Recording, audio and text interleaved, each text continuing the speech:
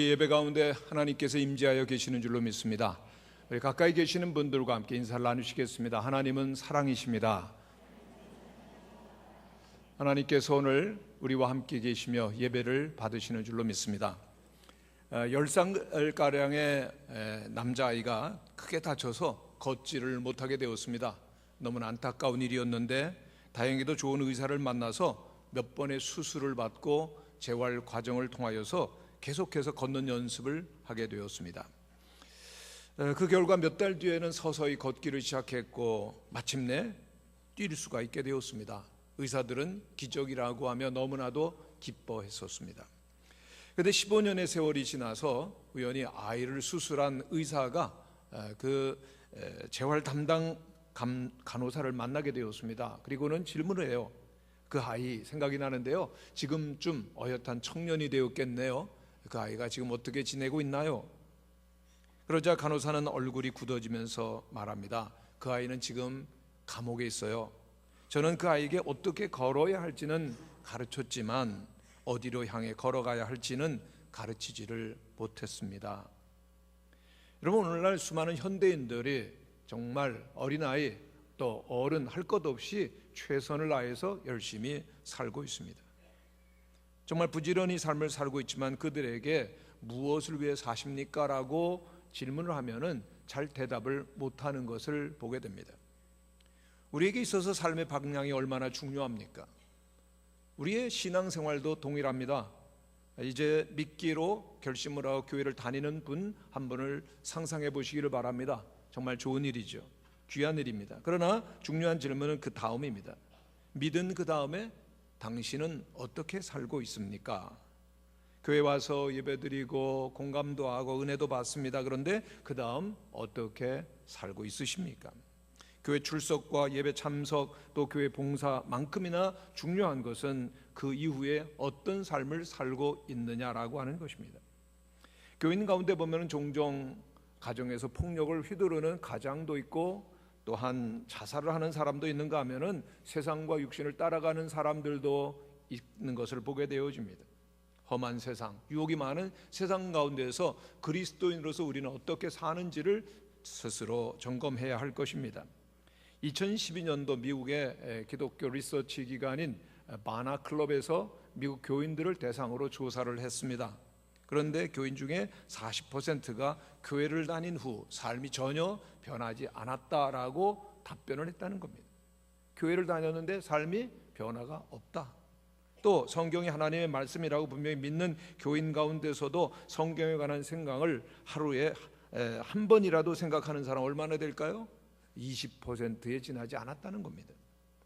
그러니까 성경을 열심히 읽고 그 진리를 따라서 삶을 적용하며 사는 사람들은 너무나 적다라고 하는데 이것은 초대교회에서는 결코 상상할 수 없는 일이었습니다. 성경은 예수 그리스도를 믿는 사람을 가리켜서 성도라고 부릅니다. 영어로는 saints, 거룩하게 구별된 오직 예수님께만 속한 사람들이 성도입니다. 오늘 10절에 보면은 새 사람을 입었으니 지식에까지 새롭게 하심을 입은 자니라 우리 그리스도인들을 가리키는 것입니다. 우리 그리스도인들은 새롭게 하심을 받은 사람인데 우리의 신앙의 본질은 새롭게 하심을 입은 자로서 어떻게 삶의 변화가 있느냐라고 하는 것이 핵심입니다. 그러면 새롭게 하심을 입은 자의 삶을 위해서 필요한 것은 무엇이겠습니까? 첫째, 새롭게 입은 자의 삶은 그 생각이 변해야 됩니다. 1절에 보면은 너희가 그리스도와 함께 다시 살리심을 받았으면이라고 말씀을 시작하는데 여기에 그리스도인의 정체성이 나옵니다. 우리 믿음이라는 것이 참 대단한 것은요, 우리 믿음이 뭐죠? 믿음은 예수님과 함께 죽고 예수님과 함께 다시 사는 것입니다. 할렐루야. 예수님과 함께 죽었습니다. 그런데 예수님과 다시 사는 것이죠. 3절은 우리들이 한번 읽어보겠습니다. 같이 읽겠습니다. 시작. 이는 너희가 죽었고 너희 생명이 그리스도와 함께 하나님 안에 감추어졌음이니라. 죄로 죽었던 과거의 우리가 예수님과 함께 십자가에 못 박힙니다. 아멘. 그리고 그리스도의 부활로서 다시 살아나서 육신, 세상의 영이 아닌 하나님으로부터 새 영을 받아서 새로운 존재로 살아간다는 것입니다. 그러면 이렇게 새롭게 된 자는 어떻게 살 것입니까? 오늘 3장 1절은 이렇게 말씀합니다. 한번 같이 읽겠습니다. 시작. 위의 것을 찾으라. 거기는 그리스도께서 하나님 우편에 앉아 계시느니라. 위의 것을 생각하고 땅의 것을 생각하지 말라 그랬습니다. 여기 위의 것을 생각하라고 하는 말씀 중에서 생각한다는 헬라어는 그 프로네이테라고 하는 단어인데, 그 시제가 현재 명령형입니다. 계속해서 생각하는데, 그 생각이 우리의 삶이 되기까지 계속 생각하라고 하는 것입니다. 우리의 시선, 우리의 관심, 우리의 초점, 우리의 생각이 온전히 하늘에 예수님께 속해야 된다는 것입니다. 그렇습니다. 우리가 비록 땅에 육신을 가지고 살고 있지만 땅에 지나치게 우리의 모든 관심과 생각을 주목해서는 안 된다라고 하는 것입니다. 그렇습니다. 땅의 것에 결코 생각을 빼앗겨서는 안 될 것입니다. 모세는 시내산에 올라가서 40주야를 하나님만 생각했습니다. 바울은 아라비아의 광야에서 3년 동안이나 예수님에 대해서 깊이 묵상했습니다. 이들의 마음은 뜨거워졌었고 그들의 삶은 변화되었고 하나님께서 쓰시는 위대한 하나님의 사람들의 역사를 이루게 되어집니다. 성도 여러분, 위의 것을 생각하며 묵상하는 성도들 되시기를 바랍니다. 그럴 때 위의 것을 우리들이 생각하고 묵상하며 구하게 되어질 때 땅의 것은 저절로 오는 것입니다. 먼저 그의 나라와 그의 의를 구하라. 그리하면 이 모든 것을 너희에게 더하시리라. 할렐루야. 오늘 우리들은 정말 위의 것을 찾는 삶을 살 때 우리들이 새로운 삶을 사는 것입니다. 사도 바울은 말합니다. 내가 이미 얻었다 함도 아니요 온전히 이루었다 함도 아니라 오직 내가 그리스도 예수께 잡힌 바 된 그것을 잡으려고 달려가노라. 성도 여러분, 우리에게 목적이 필요하다라고 하는 것입니다. 백화점 왕 워너메이커가 이런 얘기를 합니다. 목적 없이 산다는 것은 위험한 일입니다. 또 목적이 있더라도 그것이 낮은 것이라면 역시 위태롭습니다. 그랬습니다. 목적과 목표가 없다. 그것은 그 바닷가에 아무런 키도 없이 던져진 배처럼 표류하다가 결국은 파산하게 되는 것입니다. 오늘 우리들이 오직 그리스도 예수를 목표로 하늘을 우러러보며 위의 것을 찾으며 생각하며 사모하라고 성경은 말씀하는 것입니다. 교회 안에서도 마찬가지입니다. 나 많은 봉사하는데요, 저는 찬양대원인데요, 교사인데요, 예배위원인데요. 중요한 것이지만은 더 하나님을 바라보아야 될 것입니다. 한 목사님께 굉장히 열정이 많으셨습니다. 열심, 헌신 뛰어났습니다. 그래서 아침부터 저녁까지 계속 신방하는 일이 이어지는데 어느 날은 자기가 봐도 자기가 대단한 거예요. 그렇죠? 아침부터 저녁까지 신방을 했어요. 하나님 앞에, 하나님 저 아침부터 저녁까지 신방했어요. 대단하죠? 그랬더니 하나님께서 그래 수고했다. 그런데 이제는 나와 함께 교제하자 그러시더랍니다. 여러분, 정말 우리의 목적이 어디 있습니까? 하늘에 있게 되시기를 바랍니다. 하나님이 우리의 목적이어야 되죠. 4년 전 보스턴에서 열렸던 코스타 대회와 같은 해외 유학생들을 위한 집회 리뉴 새롭게 하소서라고 하는 데에 참석해서 많은 은혜를 받았습니다. 근데 보스턴은 그야말로 프라이드가 대단한 도시였습니다. 우리가 아는 대로 하버드, MIT, 버클리 음대, 세계적 의학연구단지, 금융연구단지 등 지성인들 중에 지성인들이 보스턴시에 몰려 있었습니다. 그런데 그곳에서 여러분들을 만나서 대화하면서 알게 된 것은 그토록 세계적인 지성인들이 모였지만은 그들이 하나님을 만나지 못하고 은혜를 경험하지 못하면 그들의 고독과 그들의 마음의 외로움은 더 심해져 간다는 것입니다. 더 큰 고통과 좌절과 그리고 또한 어려움이 있었습니다. 그렇습니다. 가장 높은 지성의 학문의 그 절정에 이르렀다고 하지만은 그러나 진리가 없으면 하나님이 함께 하시지 아니하면은 그렇게 공허할 수가 없는 것입니다.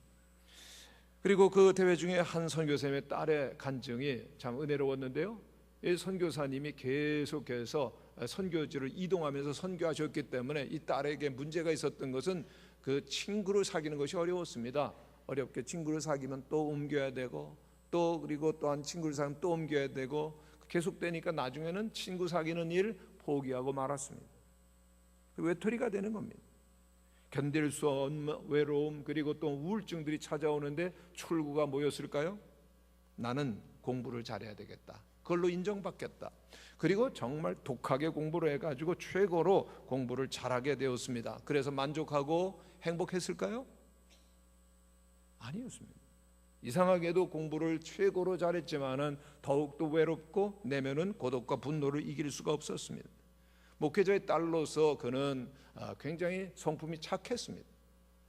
그래서 남을 해할 수 없으니까는 그 고통과 괴로움을 이기려고 자해를 시작했다는, 칼로 자기를 막 몸을 그으면서 자해를 하는데 고통과 외로움과 분노와 아픔은 더욱더 처절해져 가는 겁니다. 답이 어디 있었을까요? 어느 날 드디어 하나님 앞에 무릎을 꿇습니다. 하나님, 길이 없어요. 하나님 도와주세요. 하나님 함께 해주세요. 정말 하나님께서는 그에게 찾아주셨고, 그리고 하나님과 동행하며 하나님과 함께하는 평화와 기쁨이 그의 마음속에 가득하게 되었습니다. 최고의 지성, 최고의 학위, 세상에 모든 것이 있어도요, 하나님이 계시지 않으면 행복할 수가 없습니다. 아멘. 삶의 의미가 없는 겁니다.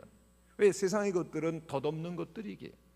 오늘 우리가 땅의 것을 주목하고 하늘의 것을 생각하고 거기에 무엇을 우리가 생각하는 굉장히 중요한 것입니다. 복음만이 우리를 변화시키는 능력이 있습니다. 인생을 우리들이 살아가면서 인생 방향이 중요합니다. 하나님께 위의 것에 소망을 두고 그리고 또한 생각하게 되어질 때 우리의 삶은 달라지게 될 것입니다.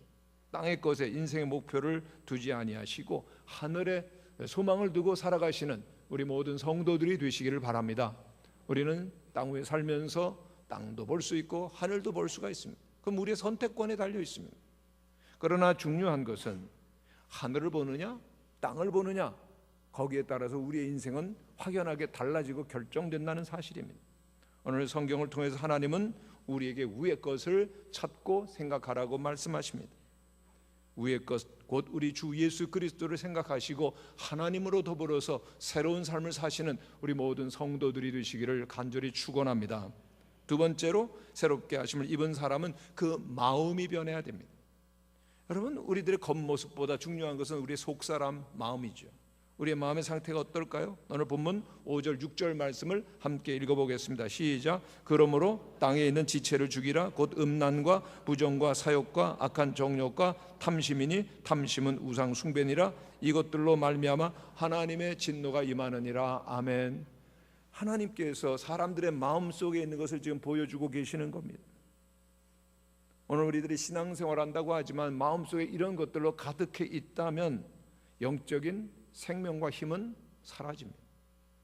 우리의 마음이 변화되지 아니하면은 하나님과 동행할 수 없고 하나님께 쓰임 받을 수가 없는 것입니다.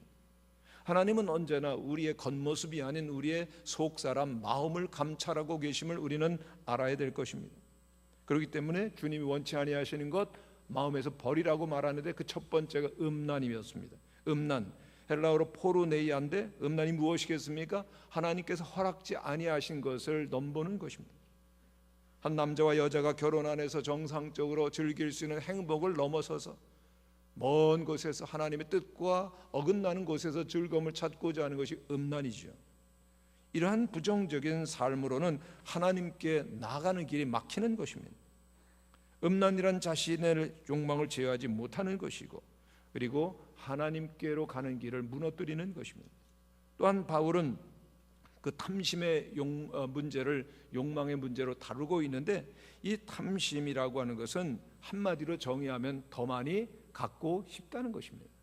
많은 분들에게 물어봅니다. 얼마나 있어야 행복할까요?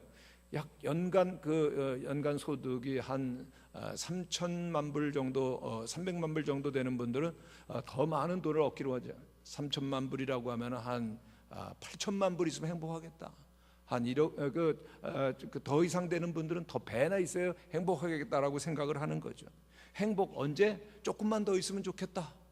기업인이나 서민이나 누구나 다 조금만 더라고 하는 이 탐심에 덫에 빠지게 되어지면은 모든 행복과 만족과 의미를 잃어버리는 것입니다. 성경은 탐심은 우상 숭배라고 정의를 합니다. 그렇다면은 오늘 우리들이 이 우상 숭배를 거창한 것으로 해석해서는 안 될 것입니다. 탐심, 음란 이것도 그렇지만은 우리들이 무엇이든지 하나님보다 우선해서 더 얻기를 원하는 것은 우리의 우상 숭배가 되는 것입니다.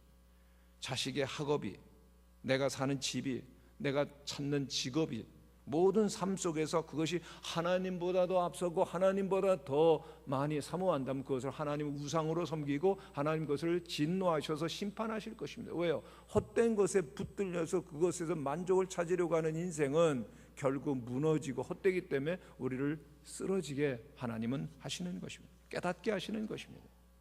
그렇기 때문에 오늘 우리에게 필요한 것이 무엇입니까? 우리의 마음속에 여러 가지 본능과 욕망이 있지만 그것을 하나님의 뜻 가운데서 절제할 수 있어야 된다는 것입니다.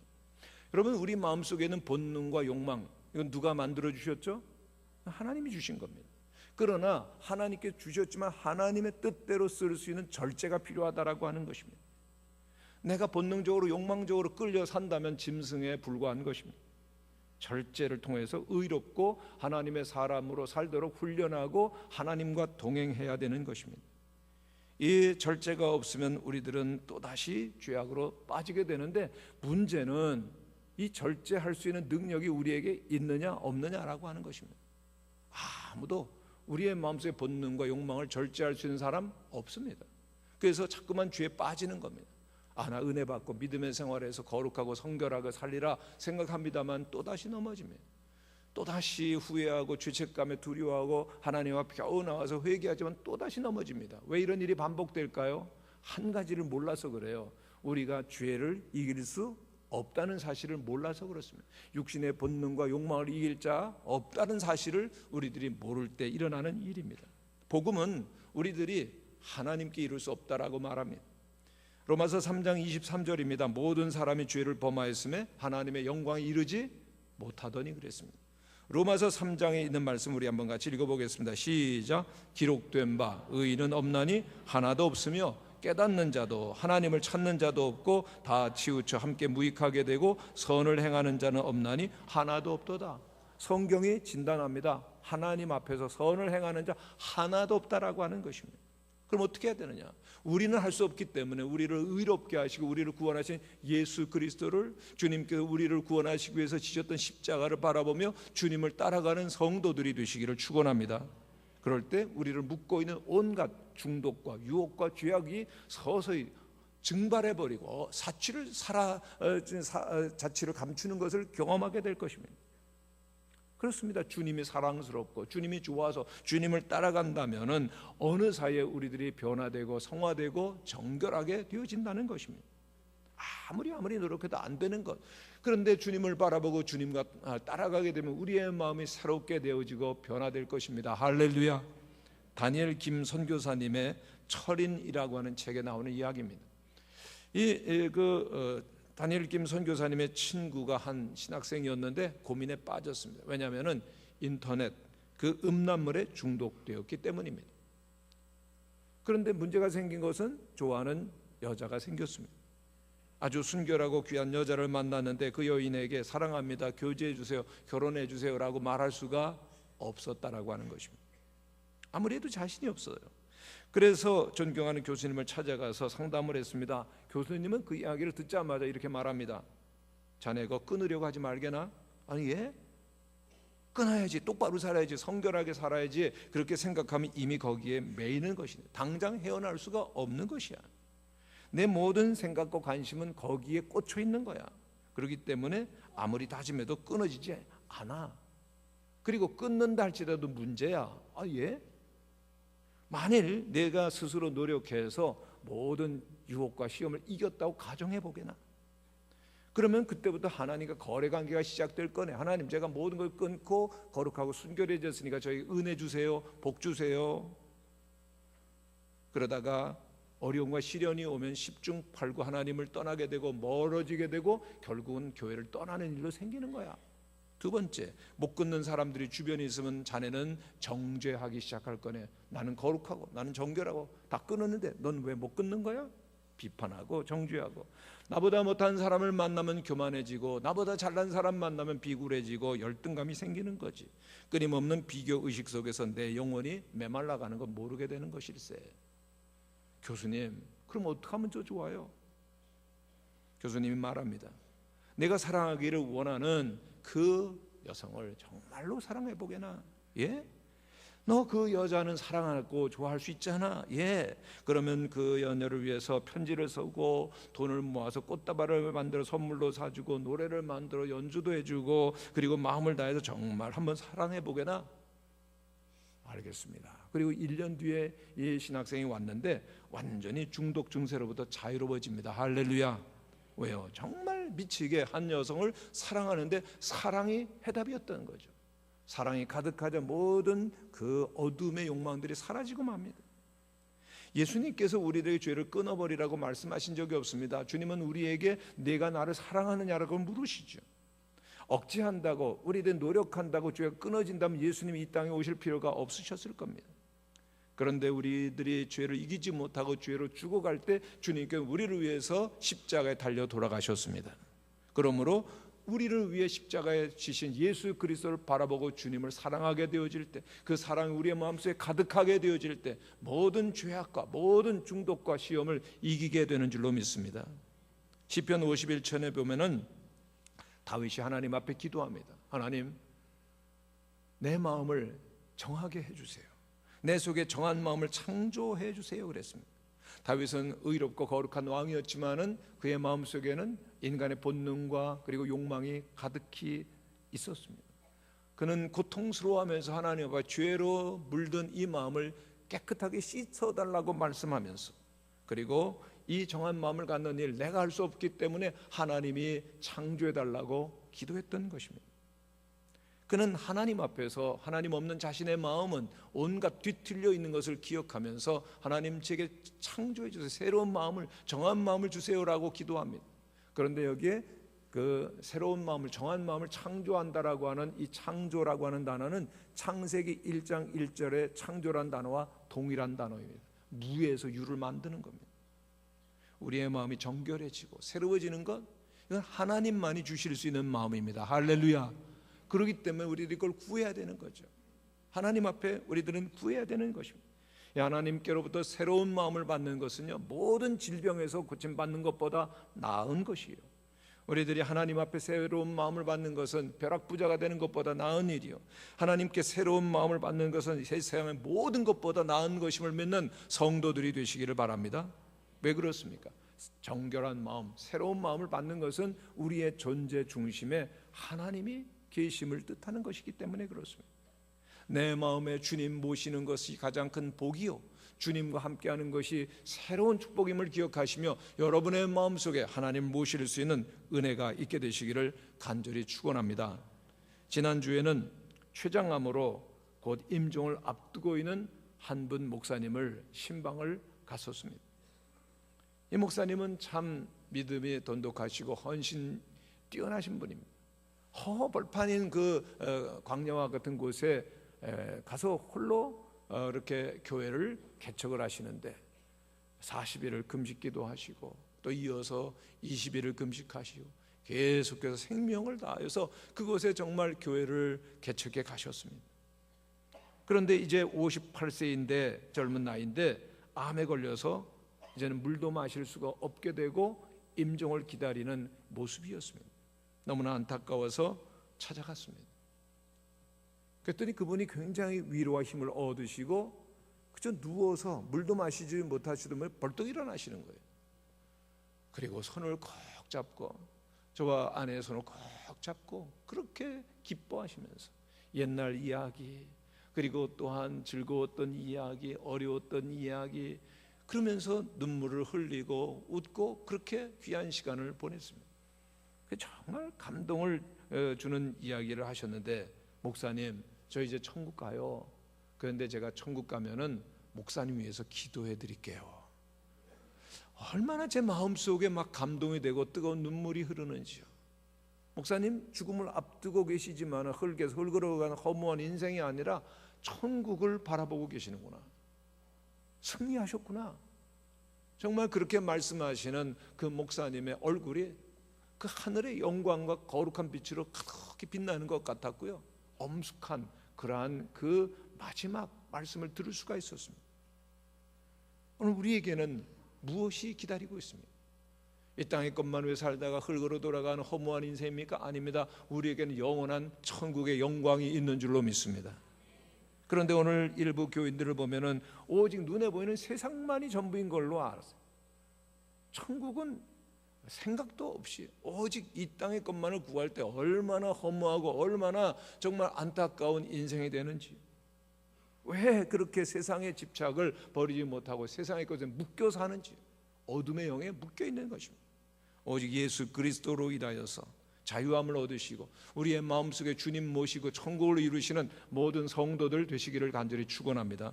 세 번째로, 새롭게 하심을 입은 사람은 그 인격이 변화되어야 됩니다. 오늘 본문 8절에서 10절까지 말씀을 한번 같이 읽어보겠습니다. 시작. 이제는 너희가 이 모든 것을 벗어 버리라. 곧 분함과 노여움과 악의와 비방과 너희 입에 부끄러운 말이라. 너희가 서로 거짓말을 하지 말라. 옛사람과 그 행위를 벗어버리고 새 사람을 입었으니 이는 자기를 창조하신 이의 형상을 따라 지식에까지 새롭게 하심을 입은 자니라. 아멘. 오늘 말씀 속에서 가장 중요한 말씀은 벗어버리라, 그리고 입으라고 하는 것입니다. 무엇을 벗어버립니까?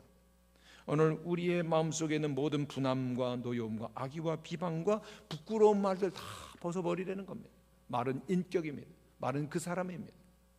그런데 우리들은 마음속에 일어난 분노를 다 담아서 그렇게 이웃들에게 화를 내고 분노하고 비방할 때가 얼마나 많은지요. 오늘 현대인들은 분노 조절 장애를 앓는 사람들이 점점 많아집니다. 불평, 원망 그리고 분냄이 가득할 때 우리 인생 무너지는 것입니다. 옛사람의 모습입니다. 주님께 벗어버리라, 그리고 오직 예수 그리스도로 옷 입으라고 말씀하시는 것입니다. 그럴 때 우리의 눈이 새로워져서 모든 이웃들을 용서하며 사랑의 눈으로 보게 될 줄로 믿습니다. 예수님으로 옷 입게 되어질 때 우리의 손은 주님의 사랑의 손길이 되어서 섬기며 나누게 될 줄로 믿습니다. 우리의 발길은 주님의 복음의 전도자의 발길이 되어서 온 세상 사람들에게 복음을 전하며 하나님의 영광을 드러나게 될 줄로 믿습니다. 그런데 이렇게 예수로 옷 입는 일 누가 합니까? 내가 할 수 있습니까? 예수로 옷 입는 일은 우리의 인간의 힘으로 되어지지 않습니다. 오직 성령님이, 주님의 영이신 성령님이 주님께서 보내주심으로 말미암아 우리 속에 임할 때 주님으로 옷 입고 새롭게 살아갈 수 있게 되는 것입니다. 그러므로 오늘 우리들이 해야 될 일이 무엇입니까? 성령이 우리에게 임하시도록, 성령 충만하도록 간절히 기도해야 될 줄로 믿습니다. 오늘 우리들에게 주님의 영이 함께 계시지 않는다면 우리가 하나님의 사람이 될 수가 없습니다. 하나님의 교회도 주님의 성령이 도우시지 아니하시면 하나님의 교회로 설 수가 없는 것입니다. 교회가, 성도가 해야 될 일, 그러므로 끊임없이 기도하고 성령으로 충만해야 되는 것입니다. 오늘 많은 이 시대 문제들이 간절히 기도하지 않는 겁니다. 뭡니까? 나 성령님 도움 없어도 얼마든지 살 수 있는데요. 예수님 저에게 오지 않으셔도요, 저 잘 살고 있으니까 걱정하지 마세요. 이런 분들이 많아지는 겁니다. 여러분 기도하시기를 바랍니다. 성령님이 여러분들에게 함께 하시기를 바랍니다. 예수님이 여러분의 마음과 인격 속에 충만하실 때만 우리는 하나님의 사람으로 서는 것입니다. 19세기에 가장 위대한 전도자가 되어서 수많은 사람을 구원한 D.L. 무디가 있습니다. 이분은 배운 것도 별로 없어요. 웅변 기술을 배운 것도 없지만은, 그러나 한 가지, 정말 수많은 사람을 예수님께로 인도하고 싶었는데 뜻대로 되질 않았습니다. 근데 변화가 생깁니다. 어느 날 뉴욕에 갑니다.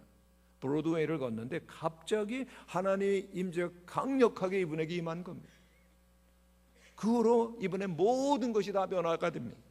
무디의 설교 예전과 똑같았습니다만 사람들의 반응은 전혀 다릅니다. 집회 때마다 사람들이 그야말로 구름대와 같이 몰려들고 회개하고 주님을 영접합니다. 할렐루야! 주님이 임재하셨기 때문이죠. 주님의 임재는 어떤 이상한 신비주의나 감정적인 폭발이 아닙니다. 주님께서는 우리와 함께하기 위해서 우리를 만드셨습니다. 믿으십니까? 우리의 모임도 주님이 함께하시기 위해서 허락하신 모임입니다. 우리의 모임 가운데, 우리의 마음 가운데 오직 한 분 예수님이 계실 때 우리들은 새로운 능력을 가지고 하나님의 사람으로 승리하는 새롭게 하심을 입은 자가 되는 줄로 믿습니다.